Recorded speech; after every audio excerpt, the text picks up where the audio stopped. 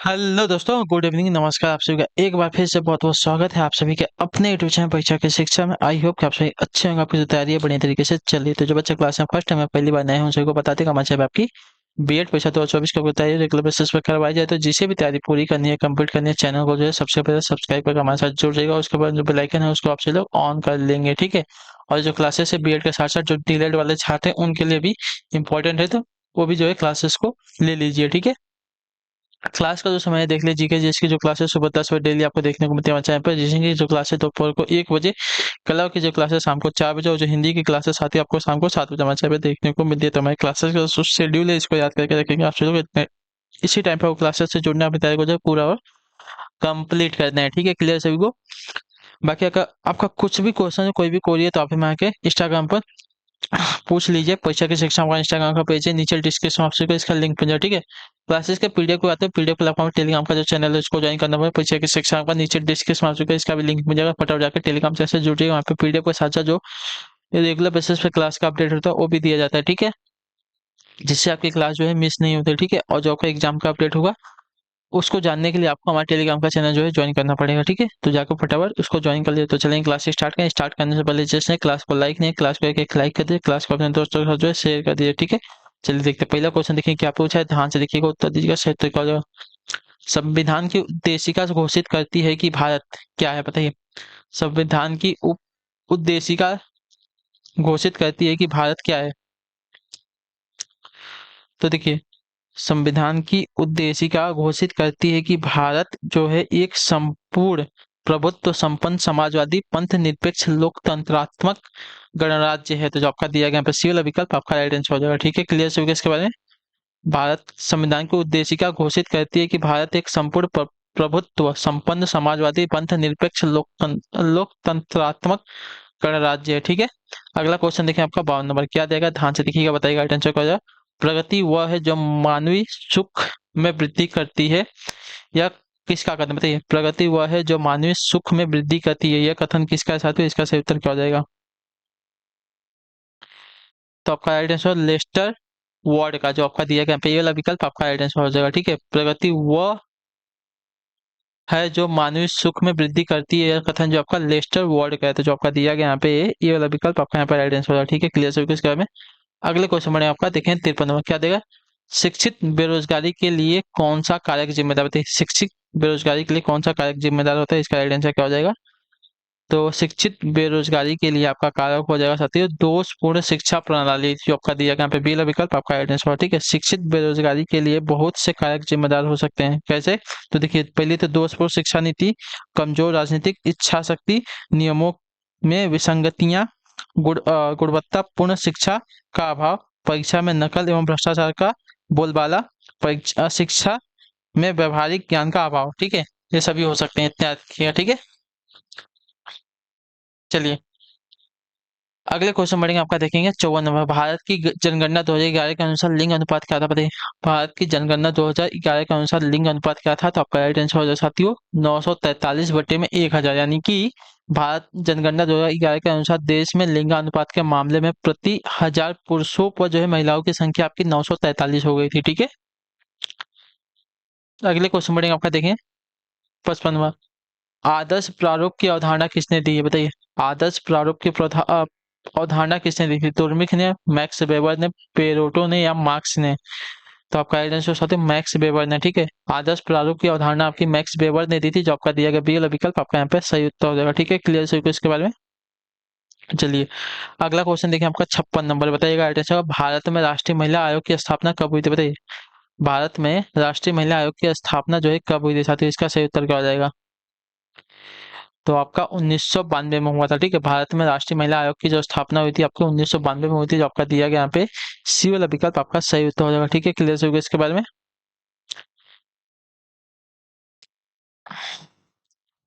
चलिए अगले क्वेश्चन बढ़ेंगे, आपका देखिए 57 नंबर। आत्मदर्पण दर्शन सिद्धांत का प्रतिपादन किसने किया, बताइए। आत्मदर्पण दर्शन सिद्धांत का प्रतिपादन किसने किया था साथियों, इसका सही उत्तर क्या हो जाएगा। तो देखिए, आत्मदर्पण दर्शन सिद्धांत का प्रतिपादन जो है आपका एच.सी. कुले ने किया था, जो आपका ये वाला विकल्प देगा आपका राइट आंसर हो जाएगा, ठीक है। 1902 में इसका प्रतिपादन किया था इन्होंने, ठीक है। इसके अंतर्गत क्या था? तो देखिए, समाज एक दर्पण के समान होता है, व्यक्ति अपने आप को वैसे ही मानता है जैसे वे समाज में आता है। ठीक है।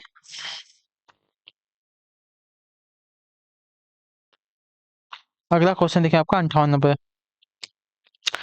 अस्पृश्यता यानी कि अपराध अधिनियम कब अस्तित्व में आया था? बताइए, अस्पृश्यता यानी कि अपराध नियम कब अस्तित्व में आया था? इसका सही उत्तर क्या हो जाएगा?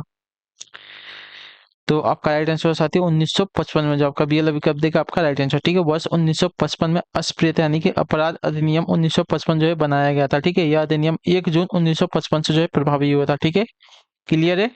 चलिए अगले क्वेश्चन पर भी बढ़ेंगे। आपका 59 नंबर, भारत के प्रथम पिछड़ा वर्ग आयोग के अध्यक्ष कौन था? बताइए, भारत के प्रथम पिछड़ा वर्ग आयोग का अध्यक्ष कौन था साथी? इसका सही उत्तर क्या हो जाएगा? तो काका कालेलकर जो आपका दिया गया यहाँ पे डी वाला विकल्प आपका राइट है। ठीक है, राष्ट्रीय पिछड़ा वर्ग आयोग की स्थापना जो है 29 जनवरी 1953 को जो है भारत के संविधान के अनुच्छेद 340 के तहत श्री काका कालेलकर की अध्यक्षता में हुई थी। ठीक है, यह एक संवैधानिक निकाय है। काका कालेलकर जो है आयोग को प्रथम पिछड़ा वर्ग आयोग का भी कहा जाता है। ठीक है, तो जो आपका दिया गया यहाँ पे काका कालेलकर आपका यहाँ पे राइट आंसर हो जाएगा। प्रथम पिछड़ा वर्ग आयोग के अध्यक्ष थे आपके। अगले क्वेश्चन पढ़ेंगे आपका, देखेंगे 60 नंबर है। क्या देगा? हरिजन सेवक संघ की स्थापना किसने की? बताइए, हरिजन सेवक संघ की स्थापना किसने किसने की थी? इसका सही उत्तर क्या हो जाएगा? तो हरिजन सेवक संघ की जो स्थापना की है महात्मा गांधी जी ने, जो आपका दिया गया यहाँ पे बी वाला विकल्प आपका सही उत्तर हो जाएगा। ठीक है, क्लियर है। 1932 ईस्वी में की थी। ठीक है, यह संघ जो है अस्पृश्यता यानी कि अपराध को हटाने के लिए स्थापित किया गया था। ठीक, अगला क्वेश्चन देखें 61 नंबर। क्या देगा? भील जनजाति कहाँ पाई जाती है? मध्य प्रदेश में, उत्तर प्रदेश में, उत्तराखंड में, बिहार में। भील जनजाति कहाँ पर पाई जाती है? इसका सही उत्तर क्या हो जाएगा? तो भील जनजाति जो है आपके देखिए मध्य प्रदेश, गुजरात, छत्तीसगढ़, महाराष्ट्र और राजस्थान में पाई जाती है। तो जो आपका दिया गया यहाँ पे मध्य प्रदेश आपका राइट आंसर हो जाएगा। ठीक है, क्लियर सभी को। चलिए अगला क्वेश्चन देखें आपका 62 नंबर। क्या देगा? भारत में सामुदायिक विकास कार्यक्रम कब प्रारंभ हुआ था? बताइए, भारत में सामुदायिक विकास कार्यक्रम जो है कब प्रारंभ हुआ था? हमसे पूछा है ना। तो देखिए, सामुदायिक विकास कार्यक्रम जो भारत सरकार द्वारा शुरू की गई सबसे बड़ी ग्रामीण पुनर्निर्माण योजना थी। इसकी शुरुआत जो की 2 अक्टूबर 1952 को हुई थी। ठीक है, याद रखिएगा। तो जो आपका दिया गया यहाँ पे डी वाला विकल्प आपका राइट आंसर हो जाएगा। ठीक, क्लियर है। चलिए अगला क्वेश्चन देखें 63 नंबर। बताइएगा राइट आंसर का। मनुस्मृति के अनुसार सामान्य धर्म के लक्षण है कितने? बताइए।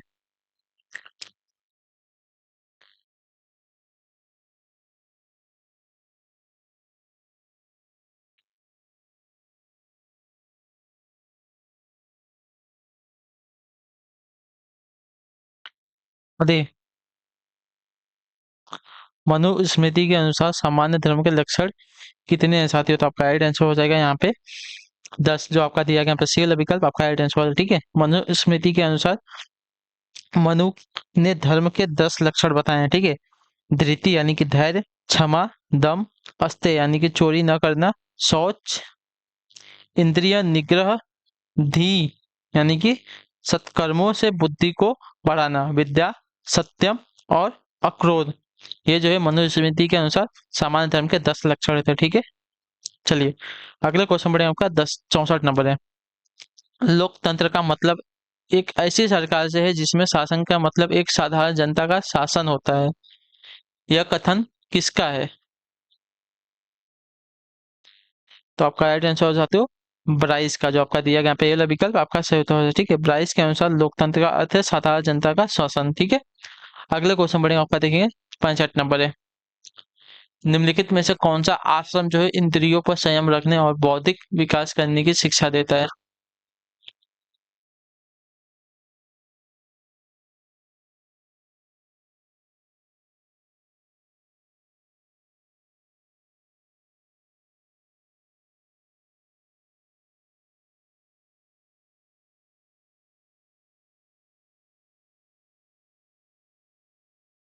तो देख लीजिए, इसका राइट आंसर हो जाएगा साथियों आपका ब्रह्मचर्य आश्रम। जो आपका ये वाला विकल्प देगा आपका राइट। ठीक है, ब्रह्मचर्य का अर्थ है सात्विक जीवन बिताना। ठीक है, शुद्ध विचारों से अपने इंद्रियों पर संयम रखना, बौद्धिक विकास करना, भगवान का ध्यान करना और विद्या धारण करना। ठीक है, तो आपका जो ये वाला विकल्प देगा आपका राइट आंसर। ठीक है, आश्रम इंद्रियों पर संयम रखना ना, इंद्रियों पर संयम रखना और बौद्धिक विकास की शिक्षा करने का कौन सा देता है, तो ब्रह्मचर्य आश्रम देता है। ठीक है, अगले क्वेश्चन पढ़ेंगे आपका, देखिए 66 नंबर क्या देगा। दिल्ली के किस सुल्तान को उसकी उदारता के कारण जो है लाख बख्श क्या पुकारा जाता है, बताइए इसका राइट आंसर क्या बताइए। दिल्ली के किस सुल्तान को जो है उसकी उदारता के लिए लाख बख्श पुकारा जाता था, इसका सही उत्तर क्या होता है, तो आपका राइट आंसर हो जाता है यहाँ पे कुतुबुद्दीन ऐबक को जो आपका दिया गया यहाँ पे, ये वाला विकल्प आपका सही उत्तर हो जाएगा। ठीक है, लाख बख्श या लाखों के दाता की उपाधि जो है कुतुबुद्दीन ऐबक को दी गई थी। ठीक है, कुतुबुद्दीन ऐबक जो है दिल्ली सल्तनत का पहला सुल्तान तथा गुलाम वंश का संस्थापक था। ठीक है, अगले क्वेश्चन बढ़ने के बाद 67 नंबर, ध्यान से देखिएगा, बताइएगा राइट आंसर होगा। निम्नलिखित में से किस प्रकार की बेरोजगारी जो है भारतीय कृषि में सामान्य है? बताइए, तो आपका राइट आंसर हो जाएगा साथी यहाँ पे मौसमी, जो आपका दिया गया यहाँ पे डी वाला विकल्प आपका राइट आंसर हो जाएगा। ठीक है, क्लियर सभी को। विकासशील देशों में निम्न प्रकार की बेरोजगारी पाई जाती है, कौन सी मौसमी बेरोजगारी पाई जाती है? संरचनात्मक बेरोजगारी पाई जाती है, तीसरा आपका प्रछन्न बेरोजगारी, चौथा आपका प्रतिरोधात्मक बेरोजगारी और पांचवा आपका स्वैच्छिक बेरोजगारी। ठीक है, तो आपका जो दिया गया यहाँ पे भारतीय कृषि में सामान्यतः किस प्रकार की बेरोजगारी पाई जाती है, तो आपका राइट आंसर हो जाएगा साथी मौसमी बेरोजगारी। ठीक है, अगले क्वेश्चन बढ़ेंगे आपका, देखेंगे 68 नंबर, सजातीय उत्पाद एक लक्षण है, कैसे बताइए। अपूर्ण बाजार के, एकाधिकार का, अल्पाधिकार का या पूर्ण बाजार का, तो आपका राइट आंसर हो जाएगा साथी यहाँ पे पूर्ण बाजार का, जो आपका डी वाला विकल्प देगा आपका राइट आंसर। ठीक है, सजातीय उत्पाद जो है पूर्ण बाजार की एक विशेषता होती है। ठीक है, सजातीय उत्पाद वह उत्पाद है जिसमें विभिन्न आपूर्तिकर्ताओं की प्रतिस्पर्धा उत्पादों से अलग नहीं की जा सकती। ठीक है, अगले क्वेश्चन पर बढ़ेंगे आपका 69 नंबर, ध्यान से देखिएगा, बताइएगा राइट आंसर का। भारतीय संविधान का कौन सा भाग जो है कल्याणकारी राज्य का आदर्श घोषित कराता है, बताइए। भारतीय संविधान का कौन सा भाग जो है कल्याणकारी राज्य का आदर्श घोषित करता है साथियों, इसका राइट आंसर क्या होता है, इसका राइट आंसर साथियों राज्य के नीति निर्देशक सिद्धांत, जो आपका दिया गया अभी कब देगा आपका राइट आंसर हो जाएगा। ठीक है, क्लियर सभी को।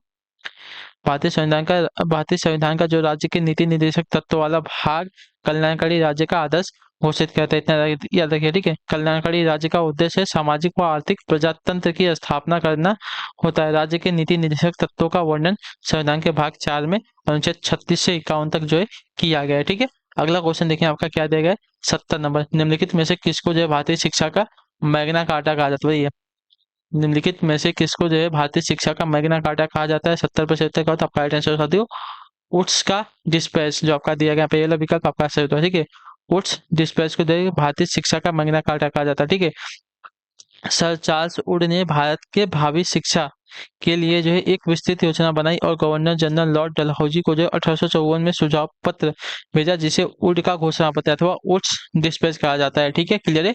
चलेंगे अगले क्वेश्चन पर बढ़ेंगे, आपका 71 नंबर, बताइएगा राइट आंसर क्या हो जाएगा, क्या देगा। गुप्त वंश के किस राजा को जो है भारत का नेपोलियन कहा जाता था, इसका सही उत्तर क्या हो जाएगा। गुप्त वंश के किस राजा को जो भारत का नेपोलियन कहा जाता था, आपका राइट आंसर साथ समुद्रगुप्त को, जो आपका दिया गया ये वाला विकल्प आपका सही उत्तर हो जाएगा। ठीक है, क्लियर सभी को, क्लियर है। समुद्रगुप्त ने लगभग पूरे भारत को जो है जीत लिया था और वह अपनी किसी युद्ध में नहीं हारा था। ठीक है, इसलिए उसे जो है भारत का नेपोलियन कहा जाता था। अगले क्वेश्चन बढ़ेगा आपका 72 नंबर क्वेश्चन, आईने अकबरी के लेखक कौन है, बताइए। आईने अकबरी के लेखक कौन है साथियों, इसका सही उत्तर क्या हो जाएगा, तो आपका राइट आंसर साथियों अबुल फजल, जो आपका ये वाला विकल्प देगा आपका राइट आंसर हो जाएगा। ठीक है, आईने अकबरी के लेखक आपके अबुल फजल है, यह जो है अकबरनामा का ही एक भाग है। अकबरनामा देखिए 3 भागों में है, तीसरे भाग को जो है आईने अकबरी कहते हैं। ठीक है, अबुल फजल जो है मुगल बादशाह अकबर के दरबार का एक विद्वान व्यक्ति था। ठीक, चलिए अगला क्वेश्चन देखते हैं आपका 73 नंबर पर, सत्य के साथ मेरे प्रयोग, माई एक्सपेरिमेंट विथ ट्रूथ नामक पुस्तक के लेखक कौन है और किसकी आत्मकथा है?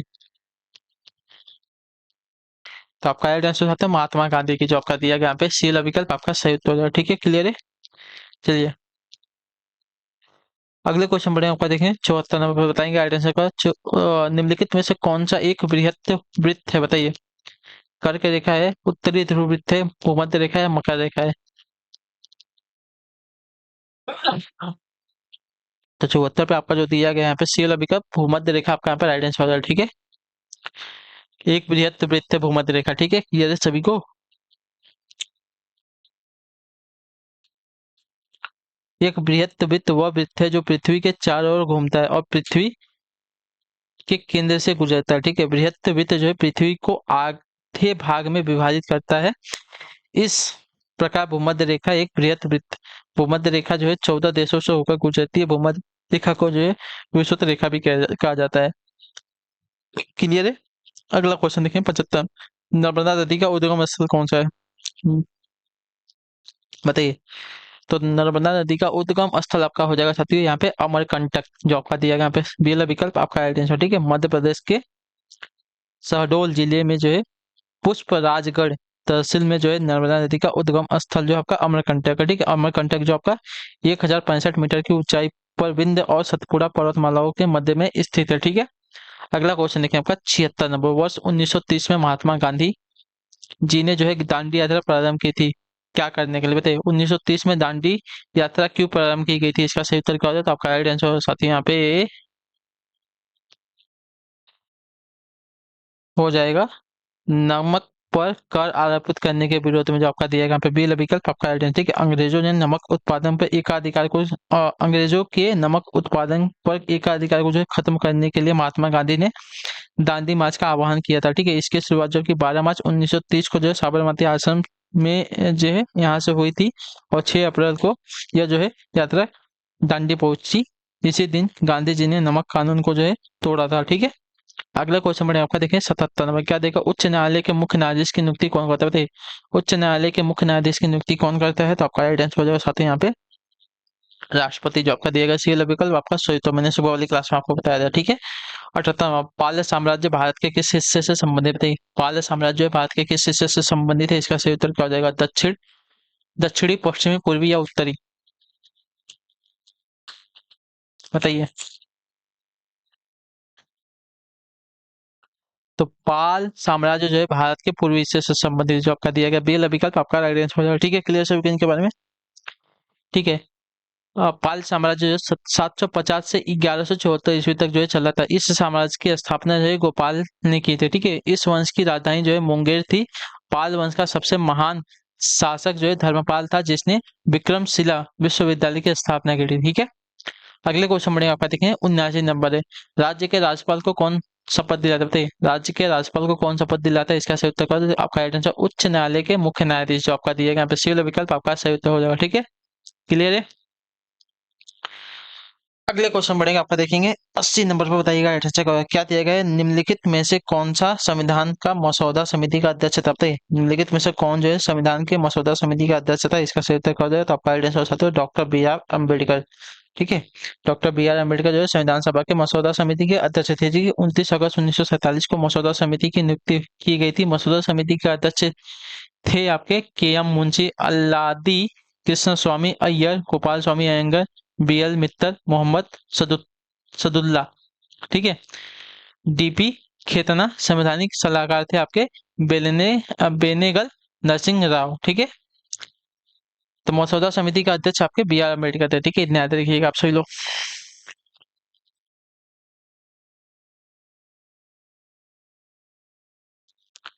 देखिए 81 में कह रहे हैं, निम्नलिखित में से कौन सा अनुच्छेद जो है उच्च न्यायालय को संवैधानिक उपचार के अधिकार की रक्षा के लिए रीट जारी करने का अधिकार देता है?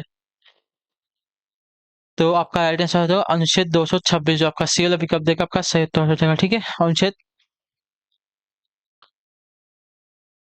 32 जो है सर्वोच्च न्यायालय को, और अनुच्छेद जो है 226 उच्च न्यायालय को संवैधानिक उपचारों के अधिकार में रक्षा के लिए जो है रीट जारी करने का अधिकार देता है। इतना याद रखिएगा। ठीक है, 32 किसको? तो सर्वोच्च न्यायालय को, और अनुच्छेद 226 जो उच्च न्यायालय को। इतना याद रखिएगा। ठीक है। अगला क्वेश्चन देखें 82 नंबर। पृथ्वी की सतह से सबसे अधिक नजदीक की परत कौन सी? बताइए। तो पृथ्वी की सतह से सबसे अधिक नजदीक की जो परत है आपकी क्षोभ मंडल है, जो आपका दिया गया यहाँ पे ये वाला विकल्प आपका सही उत्तर, मतलब सी वाला विकल्प आपका राइट आंसर हो जाएगा। ठीक है। क्षोभ मंडल जो है भूमध्य रेखा से लगभग 16 से 17 किलोमीटर मोटी परत है। कितने याद रखिएगा। ठीक है। अगला क्वेश्चन देखिए आपका 83 में। क्या देखो फ्रांस की क्रांति का नारा था? क्या बताइए। फ्रांस की क्रांति का क्या नारा था? देखिए, फ्रांस की क्रांति का नारा था स्वतंत्रता, समानता और बंधुता, जो आपका दिया गया यहाँ पे बी वाला विकल्प आपका राइट आंसर हो जाएगा। ठीक है, क्लियर है। फ्रांस की क्रांति जो है वर्ष 1789 से लेकर 1799 तक चली थी। ठीक है।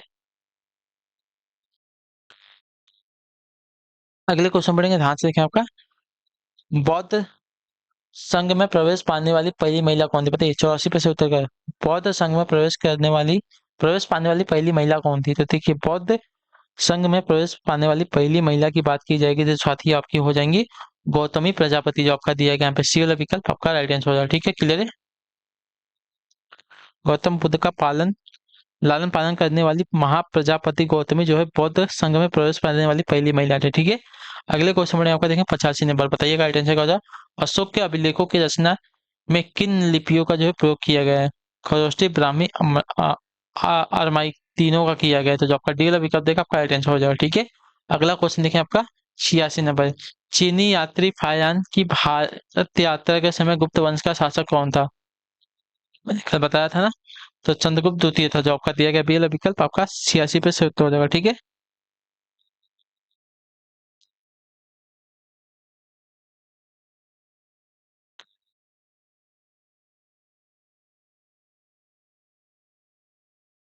चलिए 87 बताएंगे राइट आंसर। निम्नलिखित में से कौन सी रचना जो है हर्ष द्वारा रचित नहीं है? ठीक है,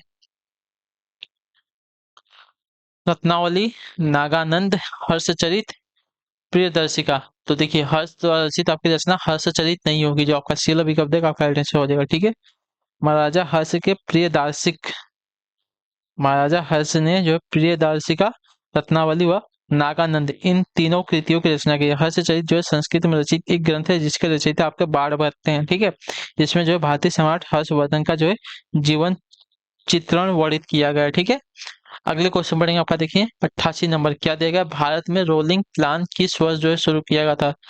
भारत में रोलिंग प्लान जो है किस वर्ष शुरू किया गया था? तो आपका राइट आंसर साथी वर्ष 1978 में। जो आपका बी वाला विकल्प देगा आपका राइट आंसर हो जाएगा। ठीक है, रोलिंग प्लान जो वर्ष 1978 में मोरारजी देसाई सरकार में जो है पेश किया गया था। ठीक है, यह जो है वर्ष 1980 तक प्रभावित था। रोलिंग प्लान की अवधारणा जो है गुन्नार मेडल द्वारा गढ़ी गई थी। ठीक है, सत्ता में आने के बाद वर्ष 1980 में भारतीय राष्ट्रीय कांग्रेस सरकार ने इस योजना को जो है फिर से एक बार खारिज कर दिया था। ठीक है, अगले क्वेश्चन बड़े आपका देखेंगे 89 नंबर। क्या देगा? भारत में चावल का सबसे बड़ा उत्पादक राज्य कौन सा? मैंने आपको कल बताया था इसके बारे में। ठीक है, तो भारत में चावल का सबसे बड़ा उत्पादक राज्य आपका पश्चिम बंगाल हो जाएगा। जो आपका ये वाला विकल्प देगा आपका राइट आंसर हो जाएगा। ठीक है, क्लियर सभी को इसके बारे में? क्लियर है। पश्चिम बंगाल जो है भारत में चावल उत्पादन करने वाला सबसे बड़ा राज्य है। पश्चिम बंगाल भारत के कुल चावल उत्पादन का जो लगभग है कितना है 14% उत्पादन करता है, इतना देखें। ठीक है, चावल के उत्पादन के मामले में उत्तर प्रदेश जो है अपना दूसरे स्थान पर आता है और पंजाब जो है तीसरे स्थान पर। ठीक है, अगले क्वेश्चन बढ़े आपका देखें 90 नंबर। भारत में गोल्डन हैंड शेक योजना किससे संबंधित है? बताइए, भारत में गोल्डन हैंड शेक योजना जो है किससे संबंधित थी? तो स्वैच्छिक सेवानिवृत्ति से। जो आपका दिया गया यहाँ पे ये वाला विकल्प आपका राइट आंसर। ठीक है, गोल्डन हैंड शेक उस रकम को कहते हैं जो किसी कर्मचारी को स्वेच्छा से पद त्याग करने पर दी जाती है। ठीक है, यानी कि रिटायरमेंट पे दी जाती है। अगले क्वेश्चन पढ़ेगा आपका 91 नंबर। सल्तनत काल में निम्नलिखित में से किस सुल्तान ने आगरा नगर की जो है स्थापना की थी? बताइए, तो आपका राइट आंसर साथियों सिकंदर लोदी ने की थी। ठीक है,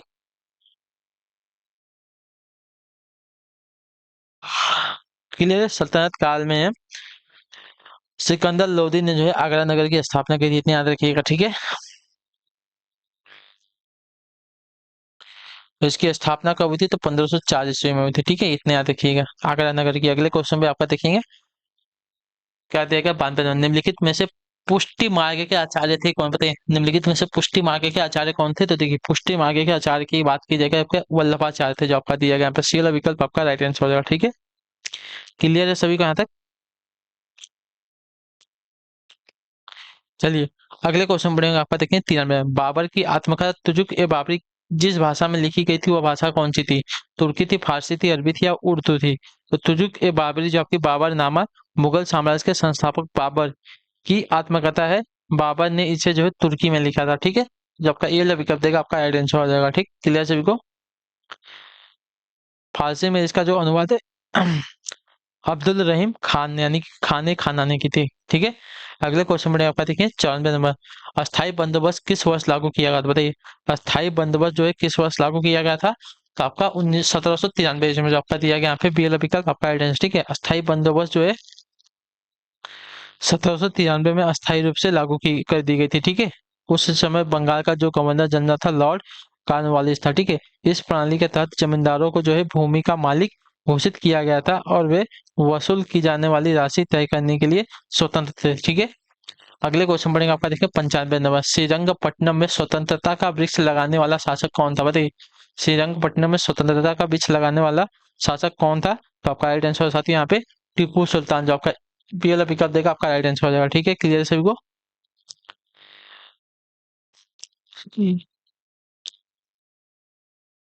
ठीक है, यह जो है स्वतंत्रता का वृक्ष फ्रांस की क्रांति से प्रेरित था। ठीक है, अगले क्वेश्चन में आपका 96 वर्नाकुलर प्रेस एक्ट किस वायसराय द्वारा जो है घोषित किया गया था? वर्नाकुलर प्रेस एक्ट जो है किस वायसराय द्वारा घोषित किया गया था? तो आपका राइट आंसर साथ लॉर्ड लिटन द्वारा, जो आपका दिया गया यहाँ पे पी वाला विकल्प आपका राइट आंसर हो जाएगा। ठीक है, क्लियर सभी को? चलिए, अब वर्नाकुलर प्रेस एक्ट जो है 14 मार्च 1878 को जो है पारित किया गया था। ठीक है, जिसने जो है प्रेस की आज़ादी को सीमित कर दिया था, परंतु बाद में लॉर्ड रिपन ने इस अधिनियम को जो है निरस्त कर दिया था। ठीक है, अगले क्वेश्चन बढ़ेगा 97 नंबर। भारतीय राष्ट्रीय कांग्रेस की स्थापना कब हुई थी?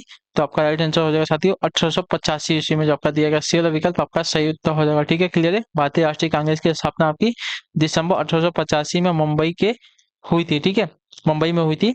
भारत के सेवानिवृत्त ब्रिटिश अधिकारी जो है एलन ओक्टोवियन ह्यूम ने कांग्रेस का गठन किया था। ठीक है, कांग्रेस के प्रथम अध्यक्ष आपके विक्रम चंद्र बनर्जी थे। ठीक है, अगले क्वेश्चन बनेगा आपका, देखिए 98 नंबर। क्या देगा? निम्नलिखित में से किसको जो है भारत के राजनीतिक असंतोष का जनक कहा जाता है? निम्नलिखित में से किसे जो है भारत के राजनीतिक असंतोष का जनक कहा जाता है? तो राजनीतिक असंतोष का जनक जो आपका देखिए बाल गंगाधर तिलक को कहा जाता है, बीजी तिलक को, जो आपका दिया गया है यहाँ पे बी विकल्प आपका राइट आंसर। उपद्रव का पिता भी नहीं कहा जाता। ठीक है,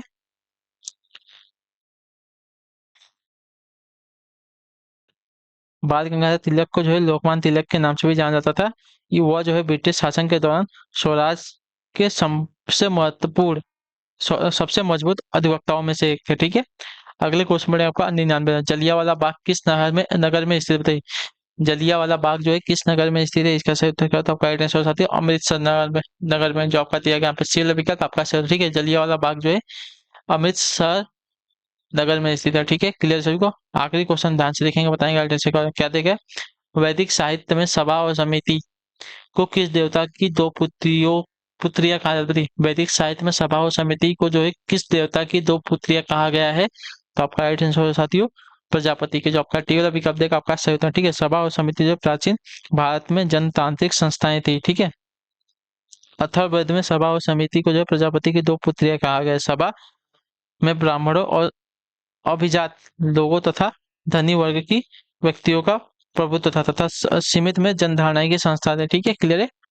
तो इसी के साथ जो आपकी क्लास है आज की यहीं पे कंप्लीट होती है। आई होप कि जो क्लासेस आती है अच्छी लगे, चाहिए क्लास को लाइक करें, चैनल पहले चैनल को सब्सक्राइब कर दीजिए और हमें जो है कमेंट करके अपना राय क्लास के बारे में जरूर दिए। आपको क्लास कैसी लगी तो हम आपसे मिलेंगे आपकी अगली क्लास में। तब तक के लिए टाटा बाय बाय, जय हिंद, जय भारत। आपसे क्लास से जुड़ने के लिए बहुत बहुत ही धन्यवाद साथियों।